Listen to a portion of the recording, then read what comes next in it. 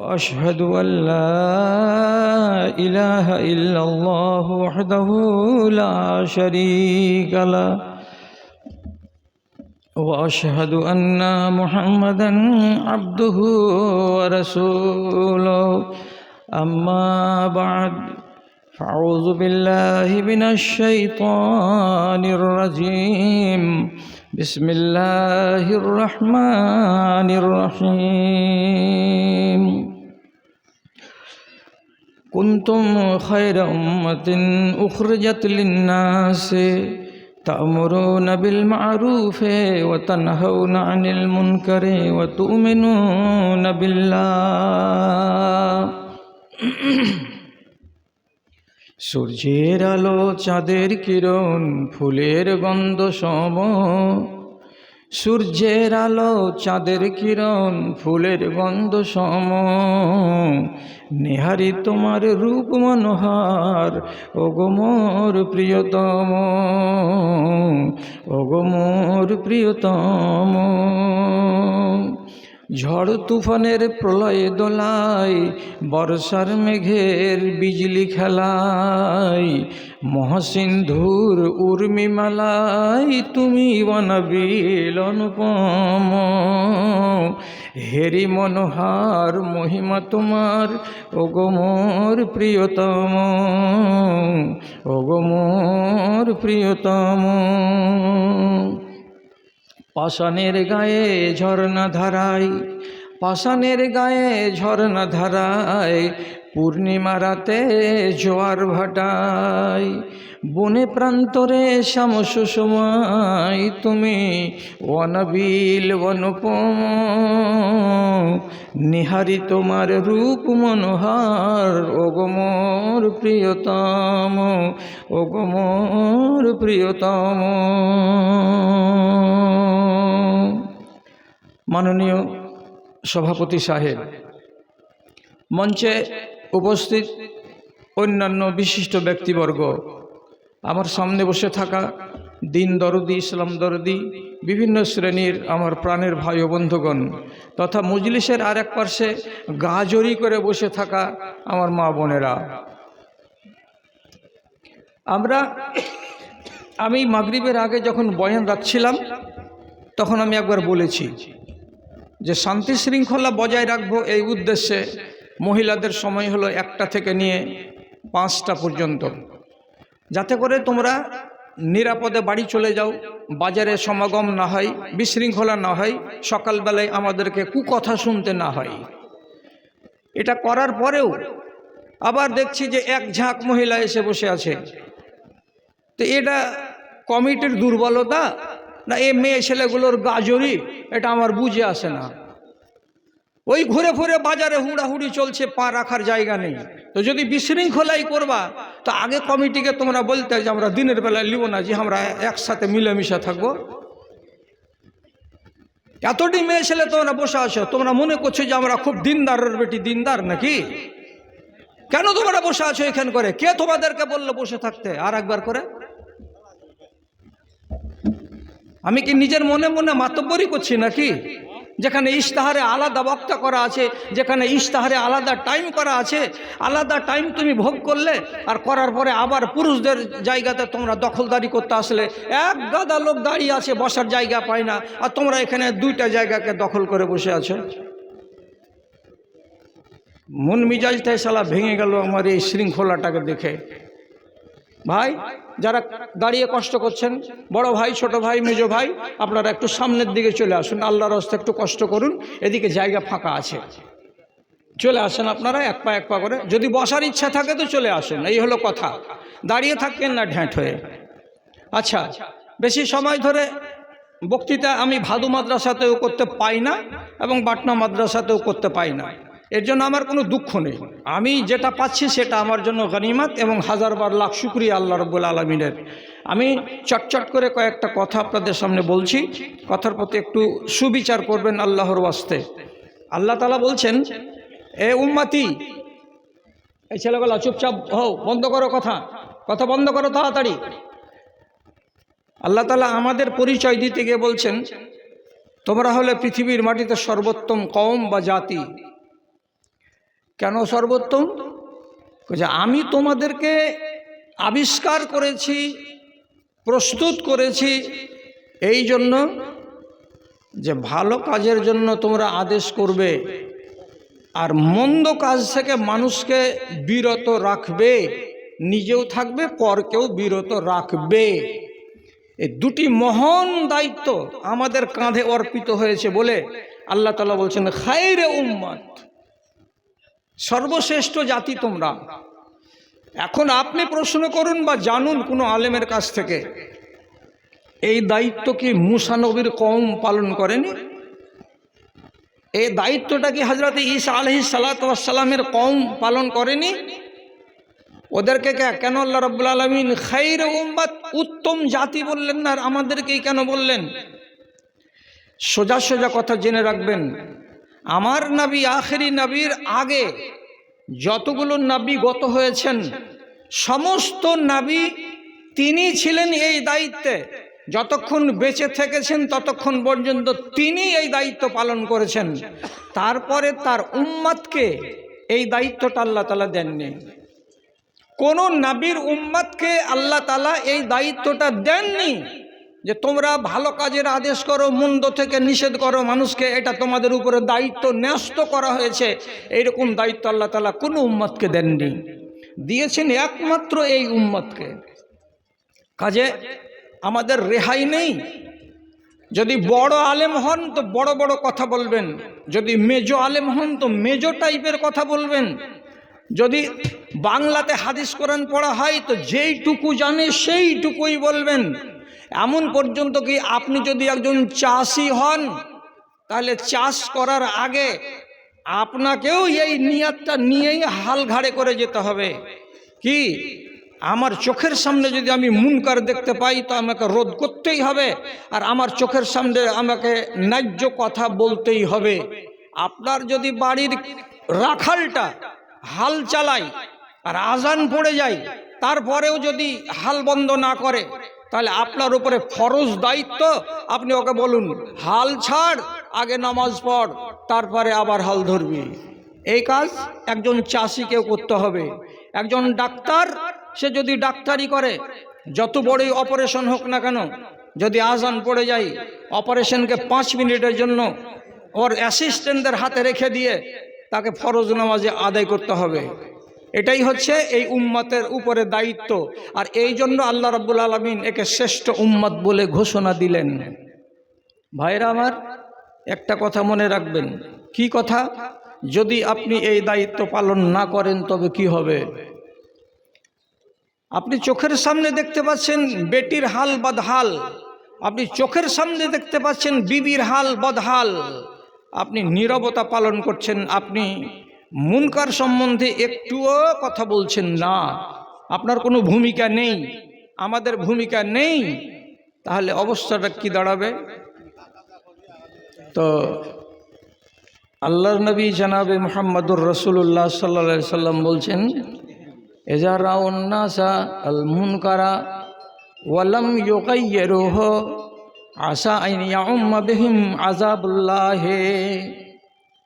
যদি কোনো সমাজের লোক হাতটাকে বন্ধ করে নেয়, মুনকারের বিরুদ্ধে কথা বলবে না, মুখে যদি কলু পেটে নেয়, কাউকে কোনো কথা বলতে যাব না, আমি নিজে ভালো আছি, দুনিয়া ভালো আছে, কাউকে যদি কোনো কথা বলতে যাই তাহলে সে মন্দ মনে করবে, আমাকে ভালো চোখে দেখবে না।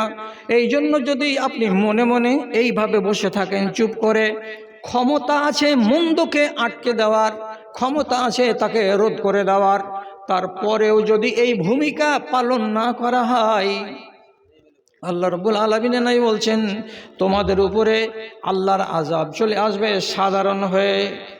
সাধারণভাবে চলে আসবে। ইয়াউম্মুহুম আযাবাল্লাহি, আল্লাহ রাব্বুল আলামিনের আযাব চারিদিক থেকে ঘিরে ধরবে তোমাদেরকে। তোমরা একটা থেকে বের হবে আর একটা ঘিরে ধরবে, একটা থেকে বের হবে আর একটা তোমাদের ঘিরে ধরবে, তোমরা কোনো জায়গায় আরাম পাবে না। এখনই বলতে হবে নাকি? আচ্ছা, তো নাম লেখা আছে হীরালাল। হীরালাল তো নয়, হীরা সাহেব। হ্যাঁ, আমরা হীরা বলেই জানি শুধু। আচ্ছা, যাই হোক, তো আব্দুল হাকিম সাহেব উনি 1000 টাকা দান দিয়েছেন, আমি মাথায় রাখ 1000 ইট দিয়েছেন, এটা মাথায় রাখছি।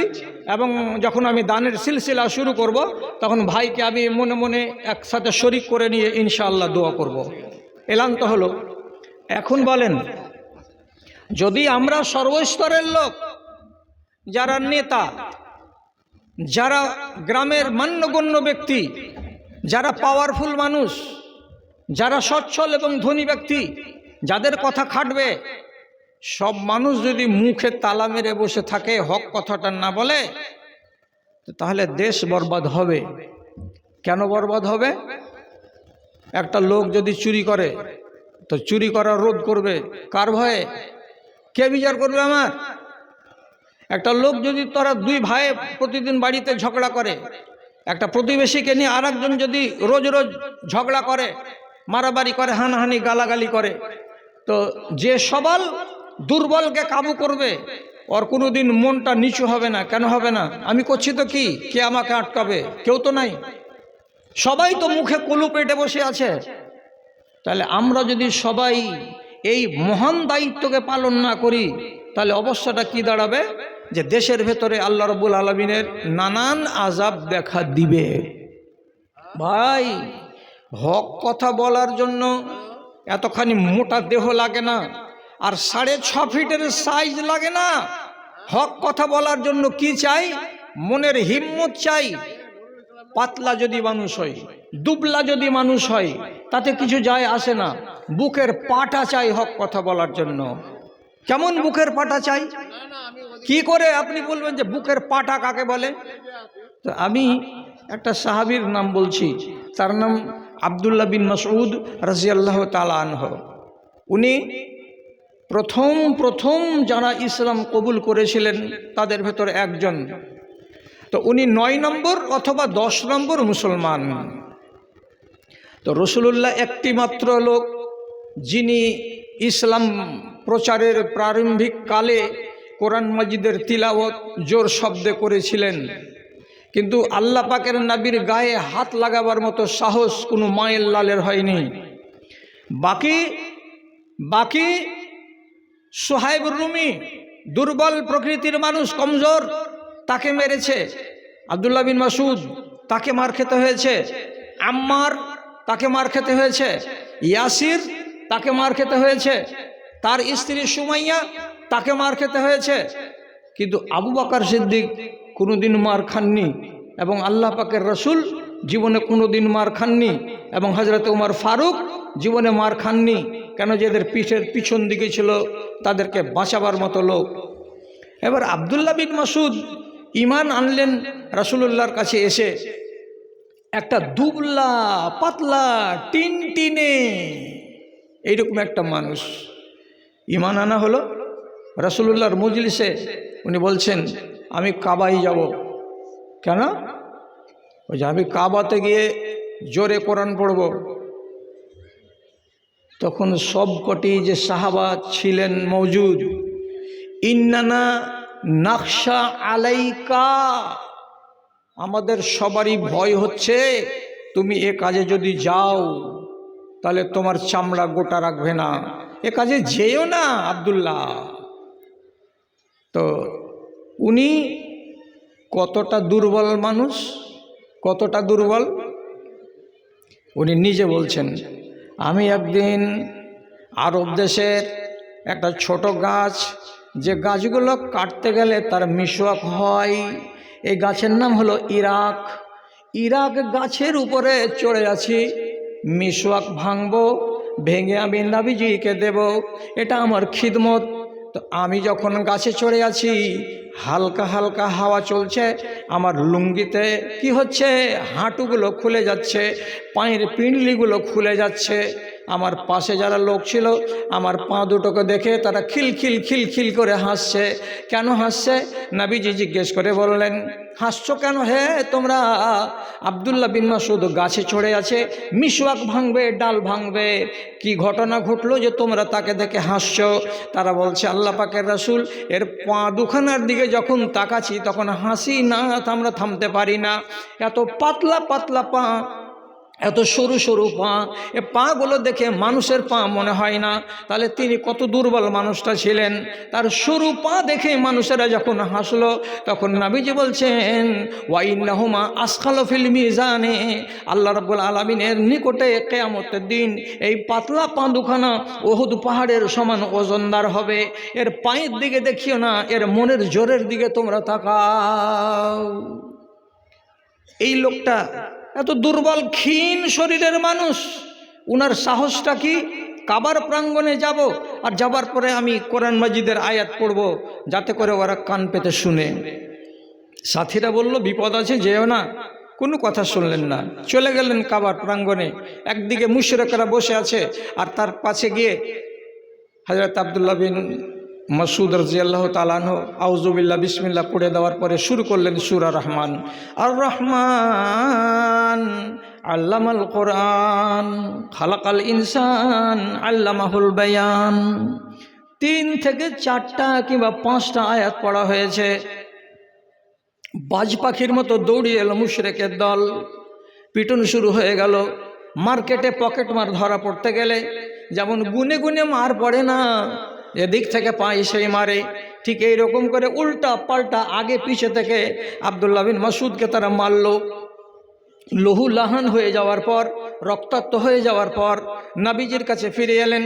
আল্লাহ পাকের নবী এবং সাথীরা বললেন, আমরা এটাই কথা বলেছিলাম যে তুমি এই কাজে যেতে গেলে কিন্তু খায়ের নাই, তোমাকে কিন্তু ওরা মারবে। আব্দুল্লাহ বিন মাসউদ রাদিয়াল্লাহু তাআলা আনহু বলছেন, ওরা ক্লান্ত হয়ে যাবে একদিন, কিন্তু আমি ক্লান্ত হব না। কি পাটা আছে বুকের, কি পাটা আছে হক কথা বলার জন্য। এইরকম মোটা শরীর লাগে না, কি লাগে? বুকের পাটা লাগে। আরে বুকের পাটাটা যদি শক্ত হয়, তাহলে আপনি যেখানে সেখানে ন্যায্য কথাটা বলতে পারবেন। এখন আপনাদের ভিতরে কার বুকে পাটা নেই বলেন তো? বাপের সম্পত্তিকে রক্ষা করতে যাবেন তো 2 ভাই মিলে যাবেন আর 5 জনের মোকাবিলা করবেন, তো আপনি তো রানে মারবেন আর বলবেন আই না সামনে আই দেখে নিচ্ছি। তখন তো আপনার বুকের পাটা জোর, তখন তো আপনার বুকের শক্তি খুব জোর।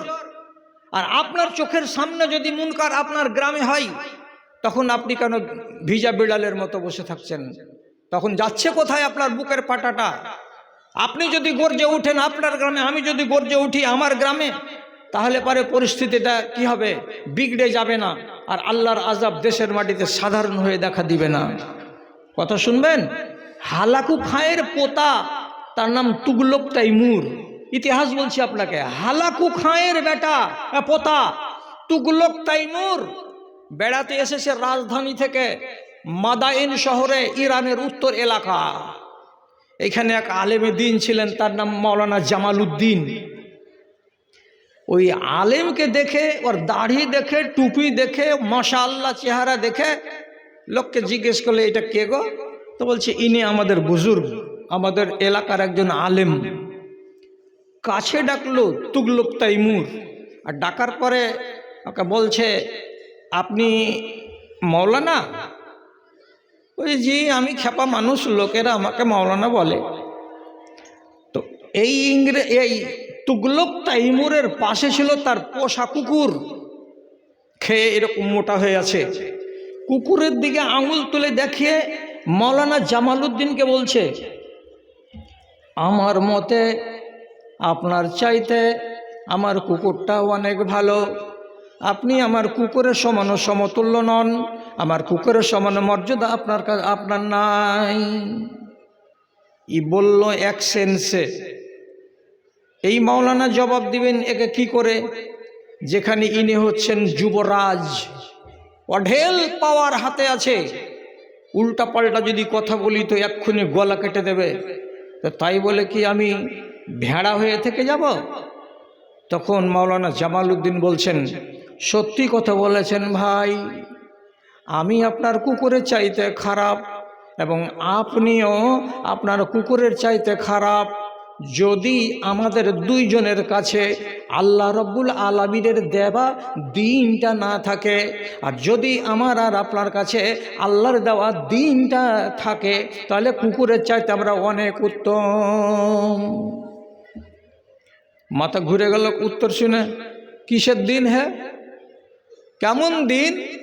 কাকে বলে দিন? তো বলছে রুজিদাতা হলেন আল্লাহ। একেও রুজি দেয়, আমাকেও রুজি দেয়। আমার দায়িত্ব হলো আল্লাহ রুজি খাওয়ার পরে কপালটাকে জামিনে তার নামে ফেলে দেওয়া। কিন্তু কুকুরের দায়িত্ব এটা নয় যে আল্লাহর নামে ইবাদত করবে, কেন এরা হলো জানোয়ার। কিয়ামতের দিন আল্লাহ রাব্বুল আলামিন প্রত্যেকটা জানোয়ারকে মাটি বানিয়ে দেবেন, মাটি হয়ে যাবে, কেউ তারা জানোয়ার হয়ে আল্লাহর সামনে আর থাকবে না। কিন্তু তুমি আর আমি মানুষ হয়ে মরব, মানুষ হয়ে জন্মেছি। আমলটা যদি ভালো না হয়, দিন যদি আমার কাছে না থাকে, কিয়ামতের দিন আফসোস করে মরতে হবে, তখন আমাকে জাহান্নামে যেতে হবে। সেই দিন আমি কেমন হলাম? তো কুকুরের চাইতে আমি খারাপ হয়ে গেলাম। কেন কুকুরের চাইতে খারাপ? কুকুর হয়ে যদি মরতাম তাহলে কুকুরের হিসাব হতো না, মানুষ হয়ে মরে যাচ্ছি, এই জন্য আমাকে জাহান্নামে যেতে হচ্ছে। তাহলে কুকুরটাই ভালো আর আমি হলাম মন্দ। আর যদি দিন নিয়ে মরি, দিন নিয়ে মরি তো আল্লাহ রাব্বুল আলামিনের রেজামন্দি পাবো, আমি জান্নাতে যাব। কুকুরটা থেকে হাজার গুণে আমি উত্তম। শুধু আমি নই, তুমিও উত্তম। দিন যদি তোমার কাছে থাকে তাহলে। মাথাটা বন বন করে ঘুরে গেল। হ্যাঁ হে, একে তো খালি আলেমই বলছুন, কিন্তু ই তো এমন বাংঠা লাগা কথা বললো যে আমাকেও ফাঁসিয়ে রেখে দিল। আমিও কুকুরের থেকে ভালো নই যদি আমার কাছে দিন না থাকে। কথাটা শুনে এবার বলছে, আপনি যদি আমার কাছে 1 বছর পরে আসেন তো আপনার সাথে আমি আরও 1 ঘন্টা কথা বলবো এবং আমি আমার ভেতরে দিন নিয়ে আসার চেষ্টা করব। কেন? আমি 1 বছর পরে রাজা হয়ে যাব, তখন আপনি আমার কাছে আসবেন। আল্লাহ তাআলা মৌত দিয়ে দিলেন মাওলানা জামালউদ্দিনকে, যেতে পারলেন না। 1 বছর পরে যে যেতে হবে তার দরবারে, সুযোগটা হলো না। মরবার কালে তিনি নিজের ছেলে রাশিদুদ্দিনকে পাশে ডেকে বলছে, বেটা, একজন যুবরাজের সাথে আমার ওয়াদা করা আছে, 1 বছর পরে তিনি আমাকে ডেকেছেন, তার কাছে আমাকে দিনের দাওয়াত পৌঁছাতে হবে। আমি কথা দিয়ে রেখেছি, আমার মরণ হয়ে গেল, আমার পরে আমার ওসিয়তটাকে বহাল রাখবে, তোমাকে দায়িত্ব দিলাম। যেমন করে হোক মাদিয়ান শহরে গিয়ে তুগলক তাইমুরের কাছে গিয়ে আল্লাহর দাওয়াতটা পৌঁছে দেবে, সে ঈমান আনবে, সে নিজের জিন্দগিটাকে কামিয়াব বানাবে। আমরা যেমন আল্লাহর রাস্তায় জিন্দগিকে কামিয়াব বানিয়েছি। ওসিয়ত মোতাবেক বেটা রশিদুদ্দিন চলে গেল রাজদরবারে। লোকেরাকে বলছে, একটু দেখা করিয়ে দেন না বাদশার সাথে। যে ধর, বাড়ি কোথায়? ইরান দেশ। ইরানের লোককে আমরা ভালো চোখে দেখি না, চলো এখান থেকে হটো। যাকেই বলে তাড়িয়ে দেয়, যাকেই বলে তাড়িয়ে দেয়। কি করে বাদশার মোলাকাত পাওয়া যাবে? কেমন উপায় করব? বুকের পাটা দেখেন। এবার রাত্রি 5টার সময় ফজরের আজান হয়। রাজদরবারে যেখানে রাজার বাড়ি, যেখানে তুগলক তাইমুরের বাসস্থান, ওই আবাসের সামনে গিয়ে 5টার সময়তে শুরু করে দিল আজান। আসসালাতু খায়রুম মিনান নাওম। যে আওয়াজ এরা মানে না কিন্তু জানে, মুসলমানেরা এটা আজান দেয় নমাজের কালে, এ কথাটা তাদের জানা আছে। কথাটা জানলো যে এমন আওয়াজ কে দিল? আমাদের এখানে তো আওয়াজ দেওয়ার কোনো লোক নাই। ঘেরো ঘেরো, ধরো ধরো, তাড়াতাড়ি করো। মিলিটারিরা সজাগ হয়ে গেল, লোকটাকে ধরে নিল। আর যেমনি ধরে নিল, সাথে সাথে তাকে আসামি সাব্যস্ত করলো। আর আসামি সাব্যস্ত করার পর তারা ফয়সালা করলো, আগামীকাল 8টার সময় যখন দরবার লাগবে তখন রাজার সামনে তোমাকে পেশ করা হবে। রাজা যদি শুলি দিতে বলে তো শুলি দেওয়া হবে, রাজা যদি কতল করতে বলে তো কতল করা হবে। অতএব তোমার হায়াত কতক্ষণ? তো বেলা 8টা পর্যন্ত। যা করার আছে, যা বলার আছে বলে নাও এবং করে নাও। মনে মনে বলছে, আমি তো রাজারই সাক্ষাৎ পেতে চাই, তোমরাকে বললাম তো সাক্ষাৎ দিলে না, এবার তো তোমরা সাক্ষাৎটা দিবে আমাকে। 8টার সময় মজলিস বসলো, বাদশার সামনে হাজির করা হলো। কে তুমি? আমার নাম রশিদুদ্দিন। বাড়ি কোথায়? আমার বাড়ি হচ্ছে মাদায়েন। আমার বাপের নাম মাওলানা জামালউদ্দিন। আপনি 1 বছর আগে আমার বাবাকে বলেছিলেন আমার কাছে আসবেন, তো আপনার সাথে আমার কথা আছে, আমি আমার জীবনকে বদলাবার চেষ্টা করব। তো আমার বাবা মরে গেছেন, আমি সেই দায়িত্ব নিয়ে তার ওসিয়ত অনুযায়ী আপনার কাছে এসেছি আপনাকে ওই মেসেজটা দিতে। সাথে সাথ বাদশাহ বলছে, এই আমার সভাসদেরা, যা যা যা যা, দূরে যা, দূরে যা, ভাগ ভাগ, এখান থেকে চলে যা, এই লোকটাকে আমার পাশে থাকতে দে। হতবাক, হতবাক সবাই। বাবা তুমি এ কাজ কেমন করে করলে?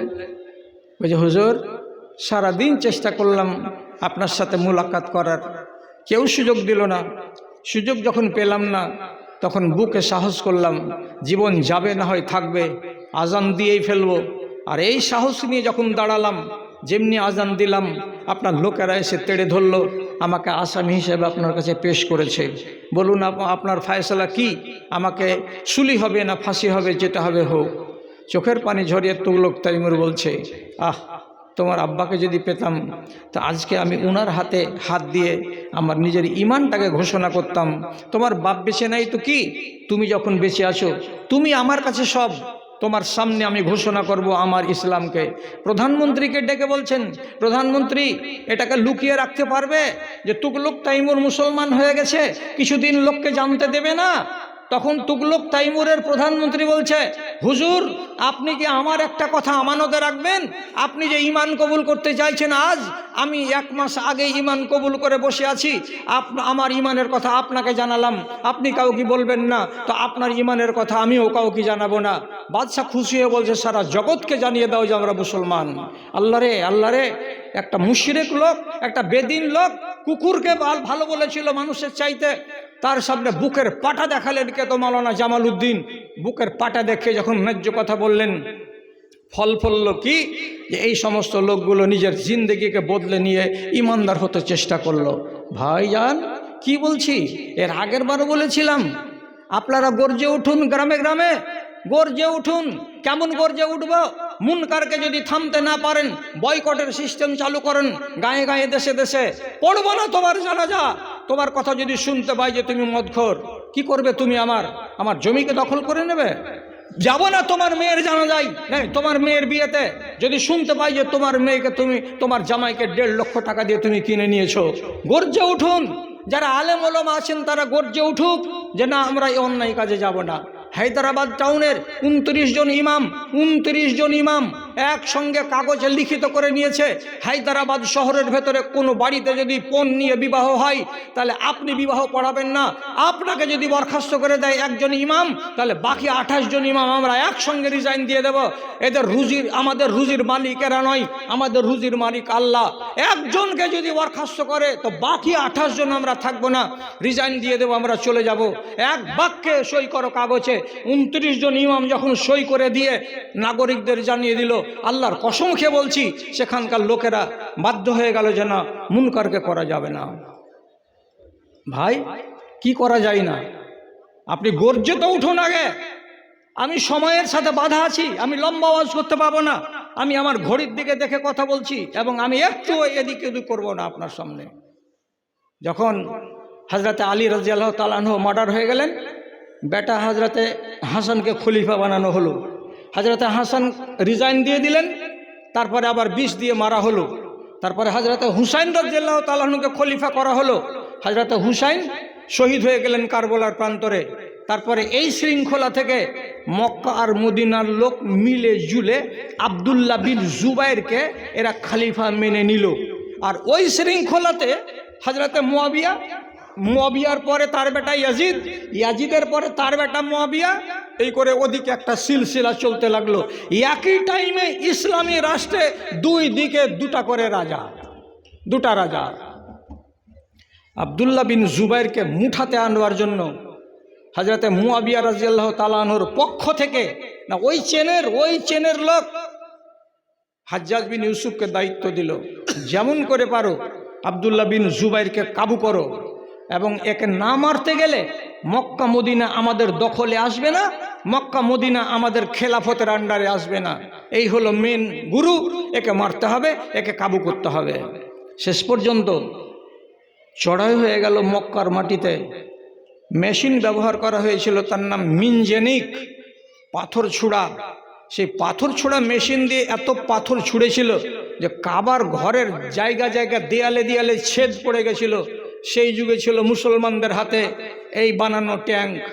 ব্যবহার করেছিল কে? তো হাজ্জাজ বিন ইউসুফ। শেষ পর্যন্ত আব্দুল্লাহ বিন জুবাইর নিজেকে বাঁচাতে পারলেন না।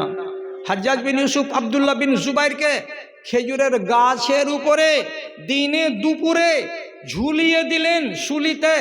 তিনি মারা গেলেন, ঝুলন্ত অবস্থায় রয়েছে, একটা লাশ হয়ে একটা মানুষ, একটা নেককার আল্লাহর বান্দা এক সাহাবী ঝুলছে খেজুরের গাছে।